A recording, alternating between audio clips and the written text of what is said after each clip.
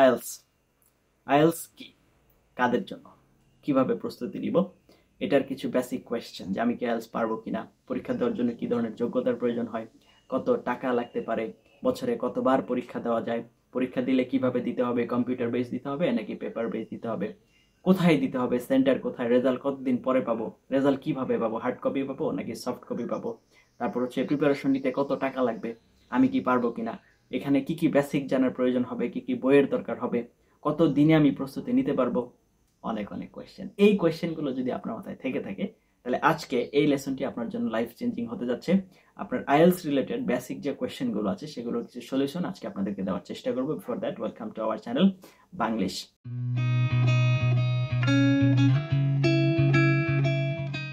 আমরা চেষ্টা করছি আপনার ইংরেজি লেখার জার্নিকে, ইংরেজি পড়ার জার্নিকে এবং ইংলিশ ল্যাঙ্গুয়েজ প্রফিসিয়েন্সি টেস্টের যে জার্নি সেগুলোকে সহজ করার জন্য। So welcome to our channel.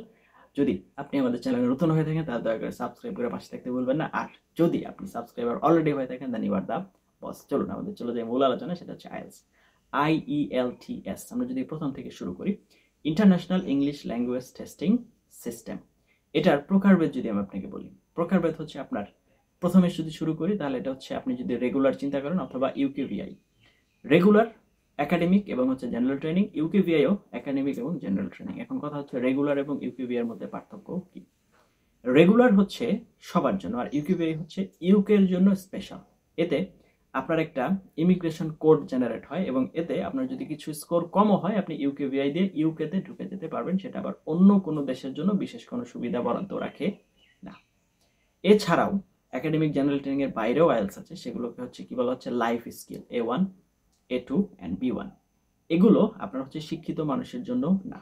English speaking কান্ট্রিতে আপনি যদি স্থায়ীভাবে বসবাসের জন্য মাইগ্রেট করতে চান, অভিবাসনের জন্য যেতে চান, সেক্ষেত্রে আপনার শুধুমাত্র বলতে পারা এবং শুনে বুঝতে পারা টেস্ট করা হয়, সেগুলোই হচ্ছে A1, A2 অ্যান্ড B1। এখানে আপনার কোনো স্কোরের ব্যাপার নাই, শুধু পাস এবং ফেল। আর আইএলস এর রেগুলার স্কোরিং হচ্ছে 0 to 9 এর মধ্যে।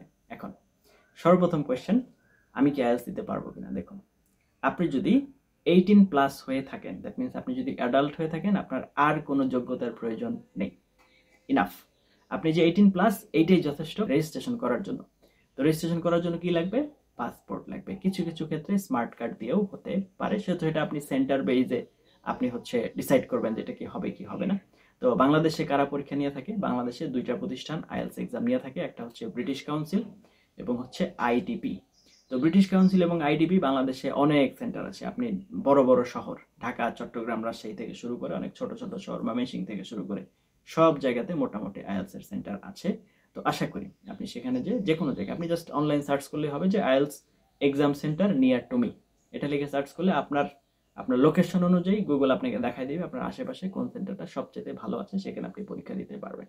তো উইদাউট ওয়েস্টিং টাইম চলুন আপনাদের কম্পিউটার স্ক্রিনে এবং এটা আরো কিছু ডিটেলস দেখিয়ে নিয়ে আসি। তো চলে আসলাম আমরা কম্পিউটার স্ক্রিনে। আইএলস পরীক্ষার বিস্তারিত তথ্য ও প্রশ্নের বিন্যাস। কিভাবে আমরা এটা ভালোভাবে আইএলস সম্পর্কে আজকে জানার চেষ্টা করব। IELTS international English language testing system হলো একটি আন্তর্জাতিক ইংরেজি দক্ষতা পরীক্ষার ব্যবস্থা, যা প্রধানত উচ্চশিক্ষা, অভিবাসন মানে আপনি অন্য দেশে যেয়ে যদি বসবাস করতে যান অথবা সেখানে যেয়ে যদি চাকরি করতে চান, চাকরির জন্য ব্যবহৃত হয়।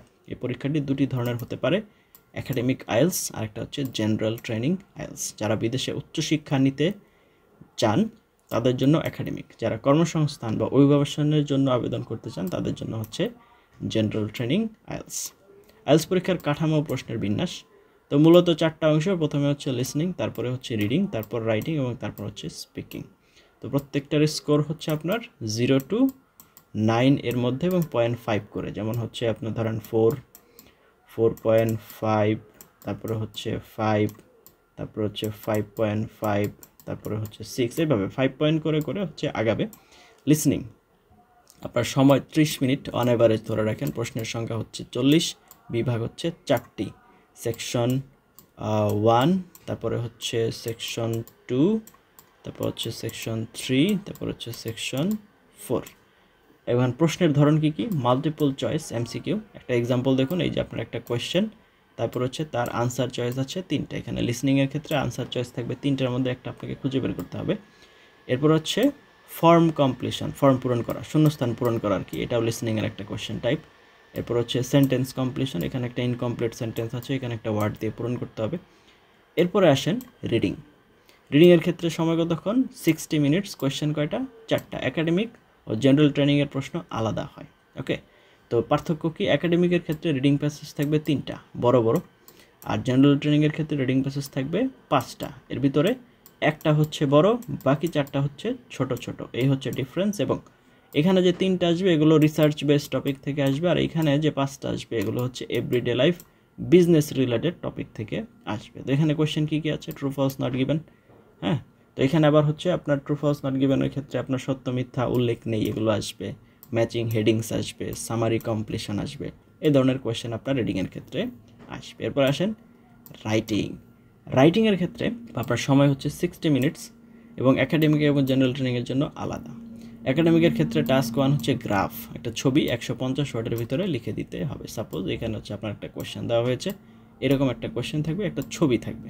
টাস্ক 2তে হতে এসে লিখতে হবে, এখানে আপনার 250 ওয়ার্ডের ভিতরে লিখে দিতে হবে like this is your question, এটা হচ্ছে আপনার স্টেটমেন্ট। ওকে, জেনারেল ট্রেনিংয়ের ক্ষেত্রে টাস্ক 1-এ হচ্ছে একটা চিঠি 150 ওয়ার্ড, আর দ্বিতীয়তে একটা প্রবন্ধ, এটা সেম দুইটার ক্ষেত্রেই। ওকে, এরপর আসতেছে হচ্ছে আপনার স্পিকিং, 11 থেকে 14 মিনিটের একটা সেমি ফর্মাল ইন্টারভিউ। এটার উপরে ভিত্তি করে আপনার হচ্ছে 3টা ভাগ থাকে। প্রথম পার্টে পরিচিতি বিষয়ে প্রশ্ন বা সাধারণ পার্ট, দ্বিতীয় পার্ট কিউ কার্ড টাস্ক, এখানে আপনাকে নির্দিষ্ট টপিক দেওয়া হবে। সাপোজ যেরকম describe a book you have recently read, এবং তার কিছু হিন্টস দেওয়া থাকবে, এগুলো অনুযায়ী আপনার বর্ণনা করতে হবে। ওকে, ঠিক আছে, করলাম। পার্ট 3 গভীর আলোচনার বিষয়, এখানে অ্যানালাইটিক্স বা অ্যানালিটিক্যাল কোয়েশ্চেন করা হবে, তো আপনি এখানে আনসারগুলো দিবেন। এখন স্কোরিং সিস্টেমটা কেমন? স্কোরিং সিস্টেম হচ্ছে আইএলটিএস ব্যান্ড স্কোর 0 থেকে 9 পর্যন্ত হয়। তো 9 যদি হয় তাহলে আপনি এক্সপার্ট, আপনার হচ্ছে 7 থেকে শুরু হলে গুড, ভালো আশা করা যায়, আর 6 থেকে 6.5 কম্পিটেন্ট যোগ্য, আর 5.5 হচ্ছে মডেস্ট। তো আশা করা যায় 7 থেকে 7.5 হলে সবচেয়ে বেটার হয়।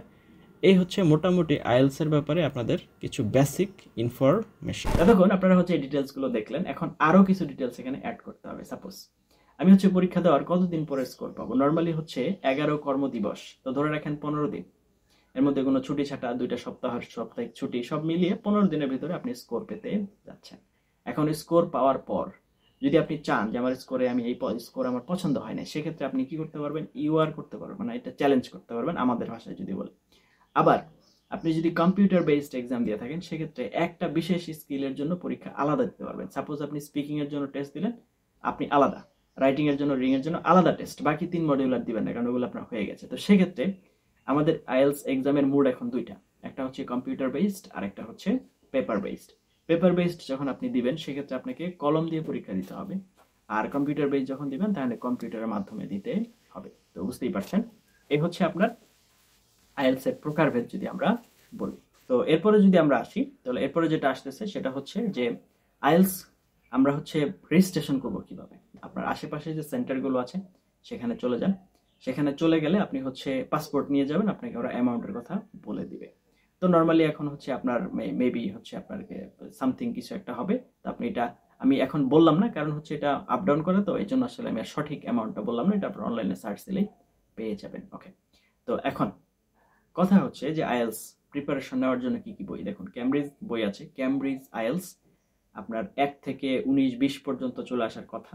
তো এই বইগুলো মোটামুটি যারা অ্যাভারেজ লেভেলের প্রিপারেশন নেবেন তাদের জন্য যথেষ্ট। যদি কারো টার্গেট অনেক হাই থাকে, আমাকে 8 পেতে হবে, 8.5 পেতে হবে, সেক্ষেত্রে তাদের জন্য আরেক বেটার, আরো অনেক ভালো ভালো বইয়ের দরকার। কিন্তু 6, 6.5, 7 এর জন্য আপনার অন্য কোনো বইয়ের প্রয়োজন হয় না, এই বইগুলো যথেষ্ট, ক্যামব্রিজ আইএলটিএস এর যে বইগুলো আছে। তো এই বিষয়গুলো এখন প্রিপারেশন। দেখুন, আপনি যদি আইএলটিএস প্রিপারেশন নিতে চান, তাহলে আমাদের আইএলটিএস এর প্রিপারেশনের জন্য আলাদা একটা স্পেসিফিক চ্যানেল আছে, আইএলটিএস কেয়ার। সেই চ্যানেলের লিঙ্কটা আমরা ভিডিও ডেসক্রিপশনে দিয়ে রাখবো, আপনারা ওইখানে চলে যান। প্রত্যেকটা মডিউল আমরা যেভাবে দেখিয়েছি, রিডিং, রাইটিং, লিসনিং, স্পিকিং, সবগুলোতে আলাদা আলাদা হচ্ছে আপনার লেসন মেক করে দেওয়া আছে, কিভাবে আপনি প্রিপারেশন নেবেন, কোথায় প্র্যাকটিস ম্যাটেরিয়ালস পাবেন, সব কিছু আপনার এখানে দেওয়া আছে। আপনি এখানে চলে যান, চলে যেয়ে আপনি হচ্ছে প্রিপারেশন নেন এবং লেসনগুলো দেখেন। আশা করি আপনার প্রিপারেশন অনেকটা সহজ হয়ে যাবে। আর আপনার যদি আরও কোনো ইনকোয়ারি থেকে আইএলটিএস রিলেটেড, এই ভিডিওর কমেন্টে আমাদেরকে জানাবেন, কারণ এক ভিডিওতে আসলে সব তো দেওয়া সম্ভব না, সব যদি দিতে চাই ভিডিও অনেক বড় হয়ে যাবে। আশা করি আপনারা বিষয়টা কনসিডার করবেন। যে কোনো ধরনের ইস্যু আপনাকে আমাদেরকে কমেন্টে জানাতে পারেন। এই ধরনের আরও অনেক ইনফরমেটিভ লেসন পাওয়ার জন্য দয়া করে চ্যানেলটি সাবস্ক্রাইব করে পাশে থাকতে ভুলবেন না। Thank you for watching until now.